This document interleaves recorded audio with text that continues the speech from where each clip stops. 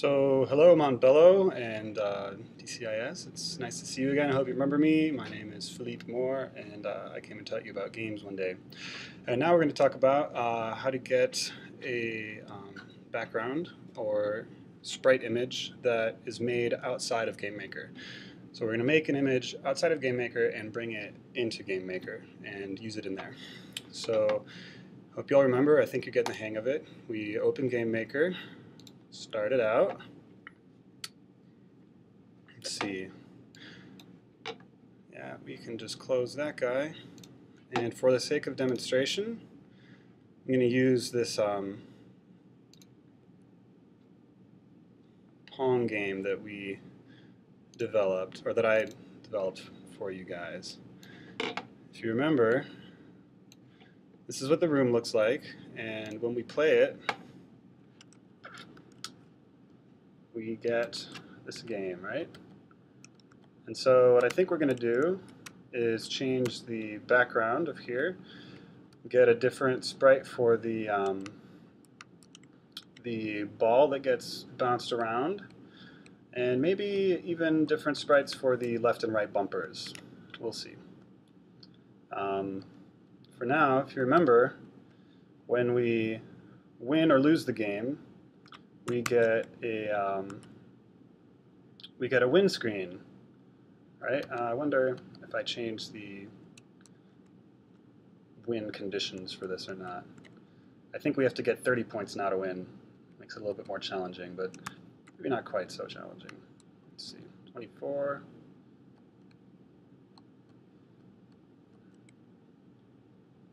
26.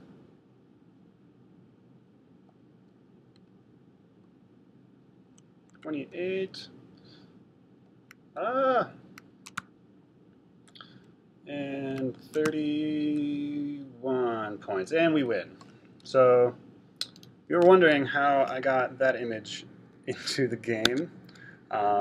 It's as simple as using the camera on the MacBook Pro. So we have this program called Photo Booth in Apple, given to us by Apple, and you can take pictures with it. And so just easy example, you just get ready to take a picture. And we have this picture down here. You can click and drag that out to the desktop. And we have this picture.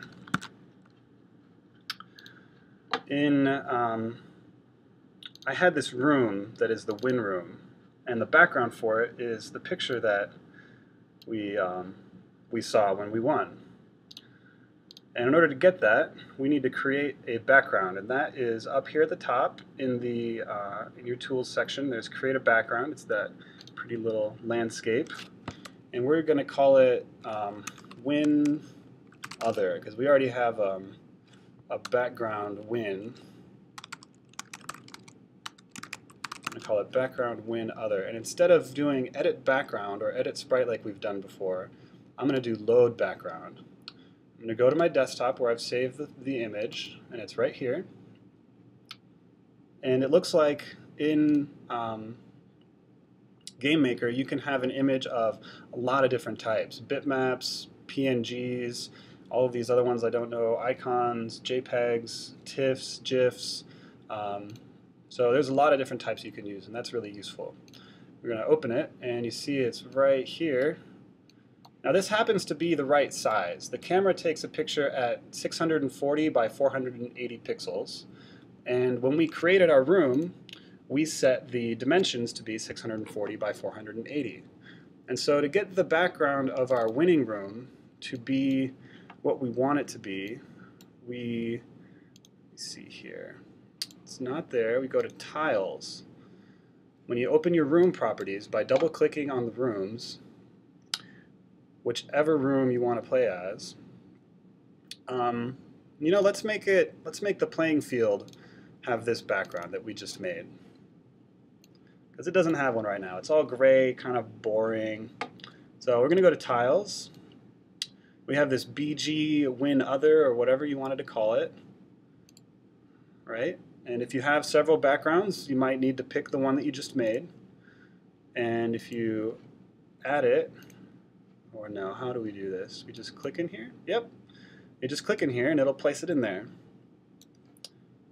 And if you click in the top leftmost box, since it's already 640 by 480 pixels wide, it will just fill the entire space, which is great.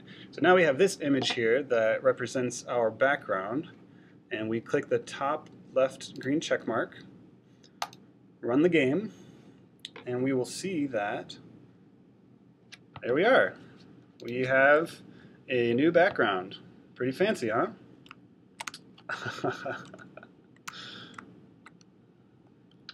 I could play this for hours. Look at that sweet, sweet background. Okay, so that's nice. Let's say we want to make new sprites, right? And the editor in our editor is kind of limited, right? When we go in to edit something, you get a few different options. It may or may not work all the time. Right? It can look kind of silly, especially at 16 by 16 pixels, which this is. I'm not going to save that because that's not the way I want this to look. But if I want to change the way that looks, let's take, let's see, let's take another picture in Photo Booth. What should the pink ball look like? Let's make it an eyeball. Okay, so we're going to get way up close to this. Get a great picture of your eyeball. Yeah, look at that. All right. And I think in preview, there's an option where we can crop. Is there a crop? Click, shift click and hold down, drag a space here. And I'm hoping we can crop this. Maybe not.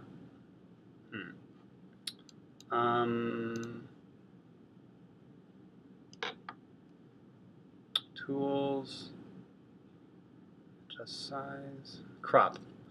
In Tools, near the bottom, there's a crop. And what you want is a square image. So when you have your Select tool out, oops, lost it. Where did that go? Here we go. When you have the Select tool,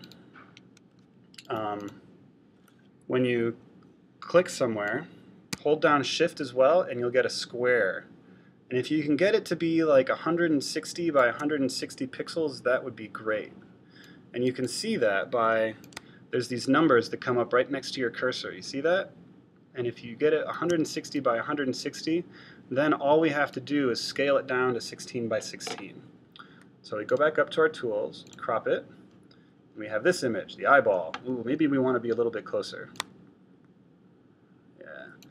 You don't necessarily need it to be 116. Tools, crop again until we have what we want. Right, and then we need to make sure this image is 16 by 16 pixels, or it's going to be too big for our little sprite. So if we go up to, where is it? Tools, go, view, edit. Adjust size. Here we have all of the options for the size. 72 pixels per inch is what we want, and we want it to lock our aspect ratio. Just say 16 by 16. Okay. We get this tiny little thing here. It's all tiny. When we zoom in, you see it's all pixelated. And so we want to make sure to save this. We're just going to save it to the desktop so we can find it. We want to make sure we can find it again. And I'm going to name it like we've been naming our sprites and backgrounds. I'm going to call it Sprite. This was the pink ball, I think, so pink eye. I hope none of you guys have pink eye. That'd be a bummer. Save it. Okay. And there it is, right there on our desktop. Let's just make the other one our closed eye. So open will be pink and closed will be orange. Remember, you click, hold shift to get the square box. Let's see, I'm going to make it like this. You can drag, shift and drag to make sure it stays square. and then Tools, Crop, or if you see here, there's a shortcut. You can press Command K to get the crop happening as well. So once we have our square image, we go to Tools and Adjust Size. Change the width and height to be 16 by 16 pixels. It's OK. And then save this image as Sprite Orange Eye. Save it to the desktop so that you can find it quickly. And there it is. Okay, so now we need to get these images into GameMaker. So we're going to close out Photo Booth and Preview. Well, I'm going to keep Photo Booth open so that I can keep talking to you. Let's see here. So here we have the pink ball sprite that we have. And instead of using this sprite that we can edit in the editor, we are going to load our own sprite. So you click Load Sprite, navigate to your desktop. Remember, we called it Sprite Pink Eye. Just select that and open, and it should replace it with the image that we created already. Click OK. And if you see up here in the top left, the sprite was replaced with the image we just took. The object that had the pink eye sprite associated with it, it's still the same thing. It's not pink, it's not the pink one anymore, it's now the eyeball image we just made. So we're going to do the same thing with the orange ball. Instead of editing, we're going to go to Load Sprite, navigate to the desktop, find the orange eye, and click OK. And the same thing happened with the orange ball. It's now associated with the orange eye. And so when we click Run the Game, oops, we now have an eyeball running around on my face. And remember, the open one is pink, so we want the open one to score on the pink side, and closed one to score on the open side, or the orange side, rather. Now that might be a little confusing. How are we supposed to remember that orange goes on the right or the left, and, well, it's not orange anymore, it's closed. Closed goes on the left with orange, and pink goes on the right with open, and it's just confusing. So we're going to change these sprites as well to make sure that we know what we're talking about here. And I think if we do this correctly, we can just change these zones that I had. I know you guys don't have this exactly, but I'm sure you can associate it with what you want. And we might be able to just use the same one. No, it looks like that's not going to work. We need a bigger sprite. Remember how our balls were 16 by 16? Well, these zones were 32 by 32. They're a little bigger. So we need to make another new sprite. I'm going to use this same image we had, take another slice, and when I crop it and change the size of the image, instead of 16 by 16, I'm going to say 32 by 32. Click OK. Save as, and it's going to be Sprite Pink Zone, because the open eye was the pink zone. And there it is, right down there. And we're going to do the same thing with the closed eye. Select, make sure you're holding down Shift to get a square area, crop it out, File, Save As. Oh no, before that, we need to make sure we adjust the size. 32 by 32 again. OK. Save as. This was the orange zone, so we're going to name it Sprite Orange Zone. OK. Saved. I guess we called it left zone. So the left zone was the orange zone. Just when you load the sprite, make sure you click and associate it with that sprite. You see now it says 32 by 32. Click OK. Do the same with the right zone. See how it says 32 by 32 in here? That's why we needed to make the new sprites. Now pink zone. OK. And OK. We click execute. Ah! There we are. Oh, that's terrifying.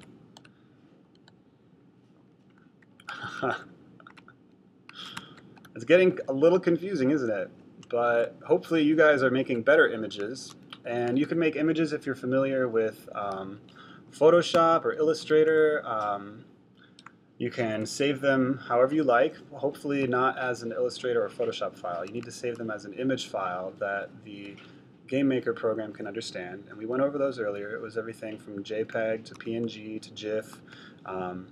If you want transparency, I would recommend you use something like GIF or PNG. If you don't need any transparency, then JPEG is just fine. And I hope that this gives you some ideas for creating games that have something to do with energy conservation, which unfortunately this one does not.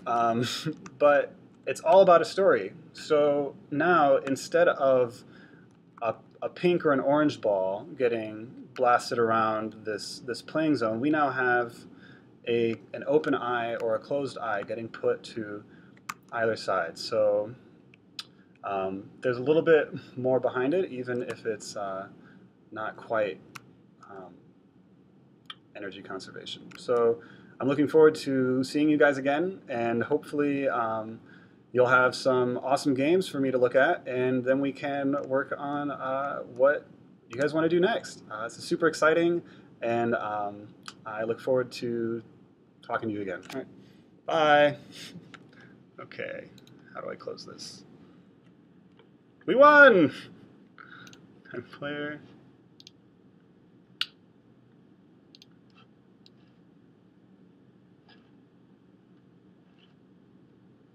Oh, there it is.